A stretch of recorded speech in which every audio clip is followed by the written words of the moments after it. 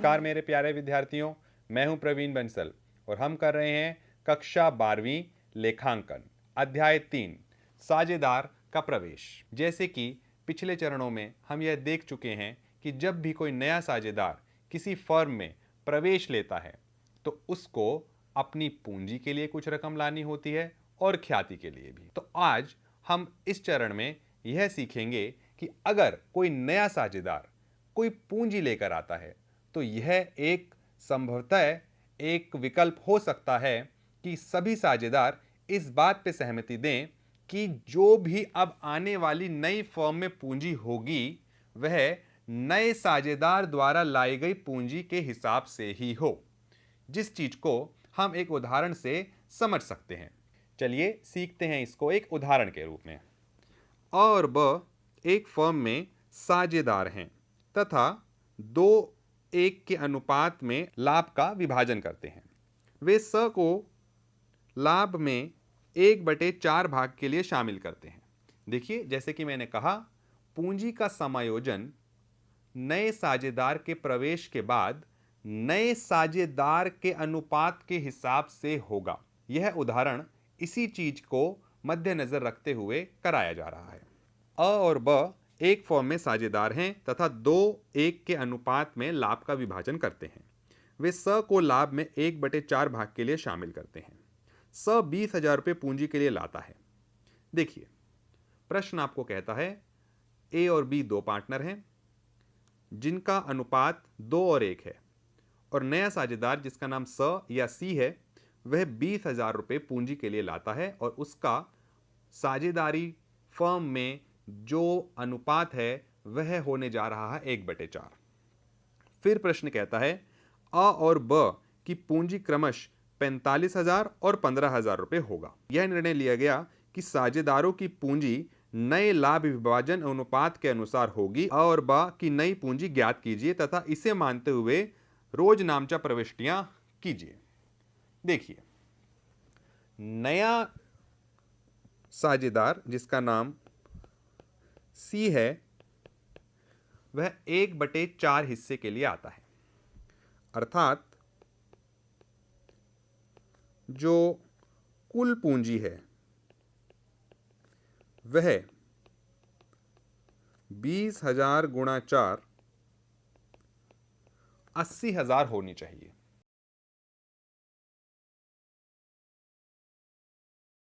अगर कोई नया साझेदार 1/4 हिस्से के लिए आता है तो कुल पूंजी 20,000 के हिसाब से 80,000 होनी चाहिए। अब आप अ और ब यानी ए और बी की पूंजी इस 80,000 के हिसाब से नए अनुपात में बनाने वाले हैं। देखते हैं कैसे। ए, बी और सी, जैसा कि हमें ज्ञात है कि नया साझेदार जिसका अनुपात 1/4 है तो बाकी के साझेदारों के लिए जो हिस्सा बचता है वह है 3/4, जिसको यह अपने पुराने अनुपात जो कि 2 और 1 है इसमें रखना पसंद करेंगे, जिसके लिए मुझे 3/4 के 3 टुकड़े करने होंगे, जिसमें से 2 टुकड़े ए रखता है और 1 टुकड़ा बी रखता है। ऐसा करने से ये जो नया अनुपात हमारे सामने आता है वह है 6-3-3, अर्थात 2-1-1। अब जो नई पूंजी, जो कुल पूंजी 80,000 रुपये तय हुई, उसके अंदर ए, बी और सी अपने इसी अनुपात में इसको बनाने वाले हैं। 80,000 गुणा 2/4 अर्थात 40,000, 80,000 गुणा 1/4 अर्थात 20,000, 80,000 गुणा 1/4 अर्थात 20,000।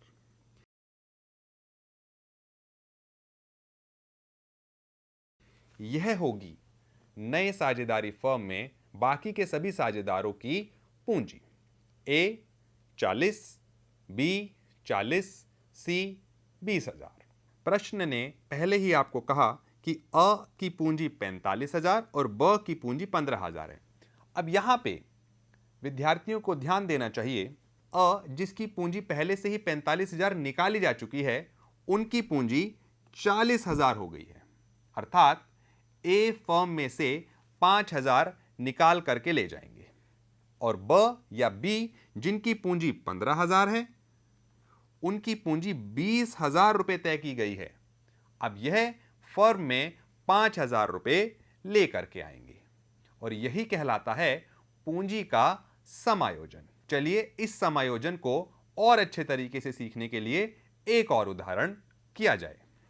अ, ब और स एक फर्म में साझेदार हैं और 3-2-1 के अनुपात में लाभ का विभाजन करते हैं।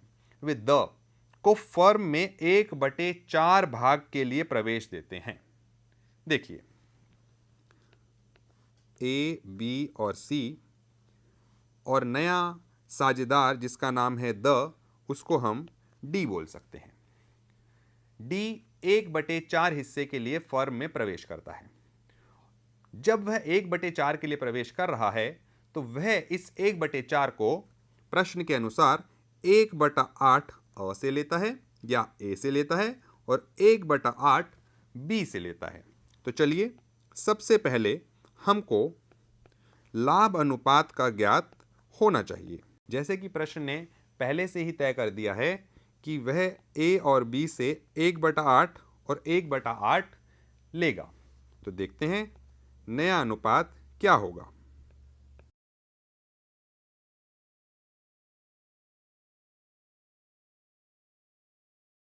ए का बनता है 9/24, बी के लिए यह अनुपात बनेगा 5/24 और क्योंकि सी किसी तरीके का कोई त्याग नहीं कर रहा तो यह सी 4/24 और डी 6/24। तो कुछ इस तरह जो नया अनुपात चारों साझेदार के लिए आया वह आता है 9, 5, 4, 6। अब देखते हैं प्रश्न क्या कहता है। प्रश्न कहता है फर्म की कुल पूंजी 1,20,000 रुपये निर्धारित की जाती है। देखिए, पिछले उदाहरण में हमें यह बताया गया था कि पूंजी का समायोजन नए साझेदार के हिसाब से हो।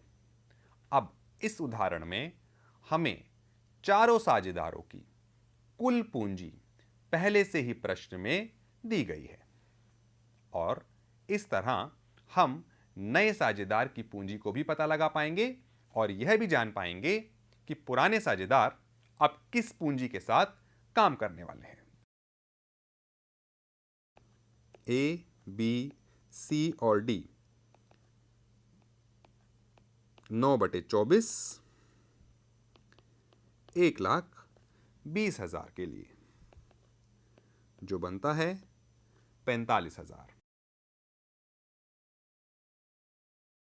और आप साथ साथ में प्रश्न में यह भी देख सकते हैं कि अ की या ए की जो पहले पूंजी है वह है 40,000, लेकिन अब उनकी पूंजी जो तय करी गई है वह तय करी गई है 45,000। इसका मतलब ए को 5,000 रुपए फर्म में और लाने होंगे। अब जब बात करेंगे बी की तो अनुपात के हिसाब से बी की पूंजी जो तय हुई है वह है 25,000, परंतु पहले से ही बी की पूंजी प्रश्न में 35,000 रुपए दी गई है। इसका मतलब बी 10,000 रुपए फर्म से लेके चले जाएंगे। सी अनुपात के हिसाब से 20,000 रुपए की पूंजी तय करवाते हैं, परंतु प्रश्न में पहले से ही उनकी पूंजी 30,000 रुपए दी गई है। तो अब सी भी फर्म में से 10,000 रुपए निकाल करके ले जाएंगे और जो नया साझेदार है जिसका नाम डी है, अनुपात के हिसाब से इन सज्जन को 30,000 रुपए पूंजी के लिए लाने के लिए कहा जाएगा। तो कुछ इस तरह हम पूंजी का समायोजन किया करते हैं। चलिए अब शुरू करते हैं एक नया उदाहरण, जिसके अंदर हम पुनः मूल्यांकन खाता, साझेदारों के खाते और तुलन पत्र सभी को पूंजी के समायोजन के हिसाब से करेंगे। आप देख सकते हैं आपके सामने एक प्रश्न है। अ और ब एक फर्म में साझेदार हैं तथा 2:1 के अनुपात में लाभ का विभाजन करते हैं। स फर्म के लाभ में 1/4 भाग के लिए प्रवेश करता है। वह फर्म में 30,000 रुपये की पूंजी लेकर आएगा। अब ध्यान दीजिएगा, और अ और ब की पूंजी उनके लाभ विभाजन अनुपात के आधार पर समायोजित की जाएगी। यह प्रश्न है पूंजी के समायोजन का। अब ध्यान से देखिए, अ, ब और स, ए, बी और सी, जैसे कि सी 1/4 हिस्से के लिए फर्म में प्रवेश लेता है, तो जो बचा हुआ हिस्सा है वह है 3/4, जिसके हम 3 टुकड़े करते हैं, क्योंकि पुराने साझेदार 2:1 में कार्यरत थे, जिसमें से 2 हिस्से ए रखता है और 1 हिस्सा बी रखता है।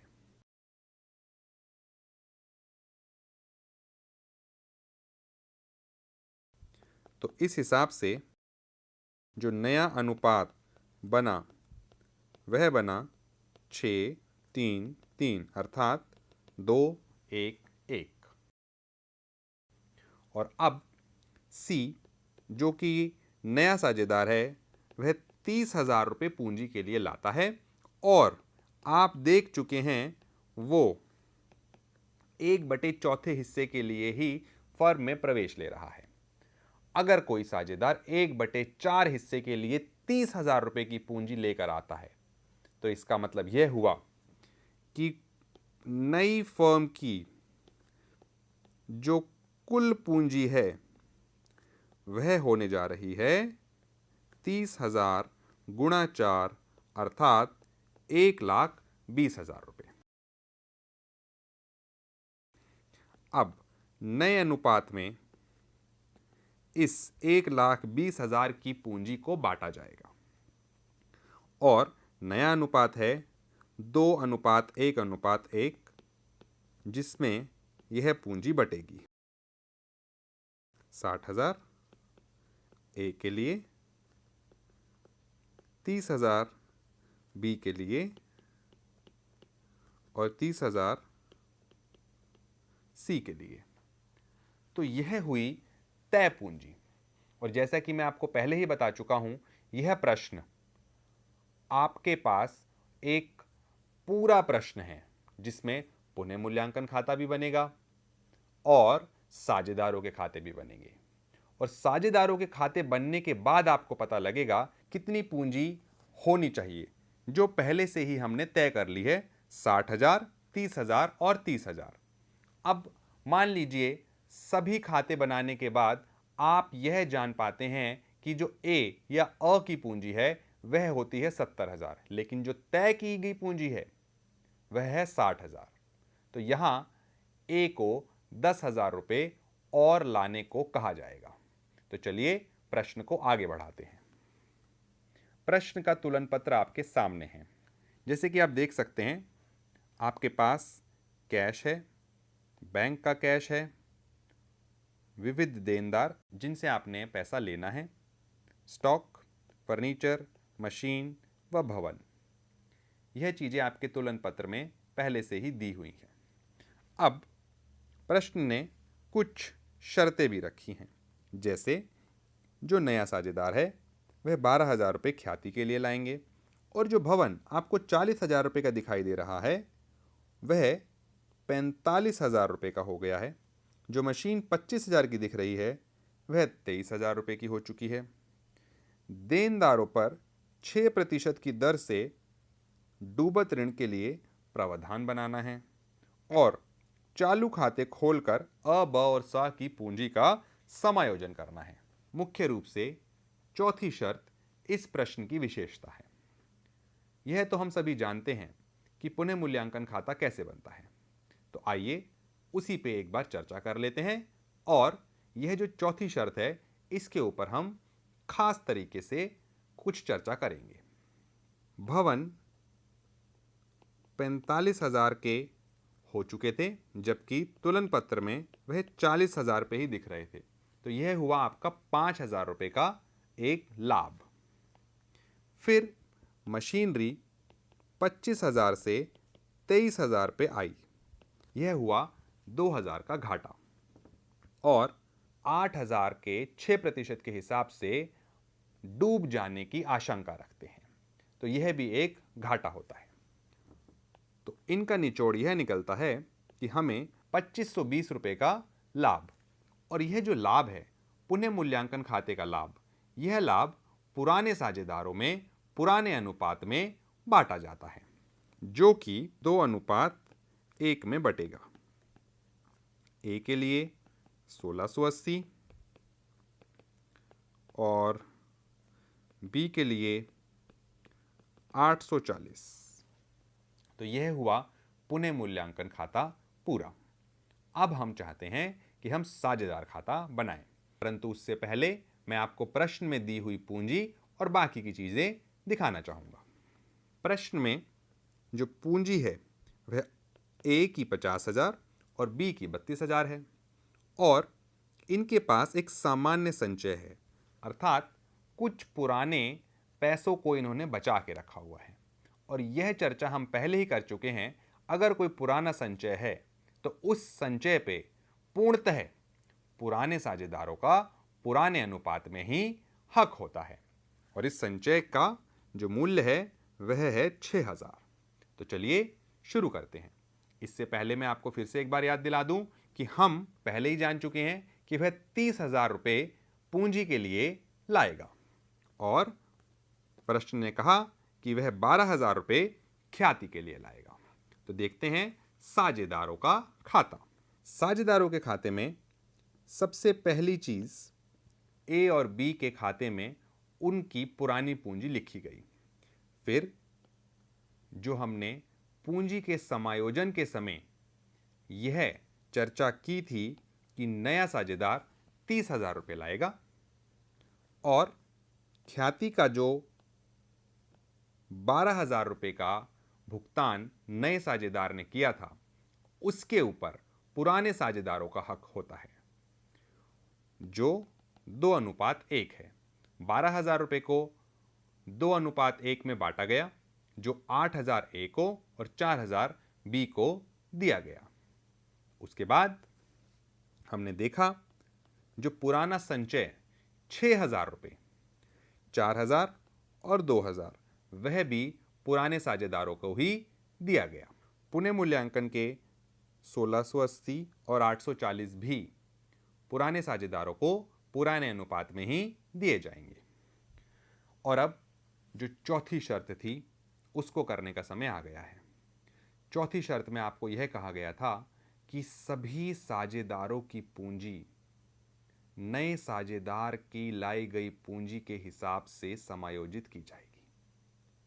तो हमने प्रश्न की शुरुआत में ही यह बात पता लगा ली थी कि तीनों ही साझेदारों की पूंजी क्या होने वाली है, 60,000, 30,000 और 30,000। अब आप अगर अ के जमा स्तंभ का योग देखें तो वह है 63,680, जबकि उनकी जो तय पूंजी है वह है 60,000। तो विद्यार्थियों को चाहिए कि वह ये तय पूंजी पहले से ही लिख लें, और यह जो 3,680 रुपये का आपके पास एक घटा करके मूल्य मिला, वह 3,680 रुपये इस साझेदार को इसके चालू खाते में भेजने होंगे। और ठीक इसी तरह बी, जिसकी पूंजी तय हुई थी 30,000, परंतु उसका योग आता है 38,840, उसको 8,840 रुपये अपने चालू खाते में लिखने होंगे। और जैसा कि आप देख सकते हैं कि यह राशि डेबिट साइड अर्थात नाम पे आपको दिखाई दे रही है। तो जब हम साझेदारों के चालू खाते बनाएंगे तो यह राशि डेबिट से क्रेडिट में भेज दी जाती है और कुछ इस तरीके से पूंजी का समायोजन किया जाता है।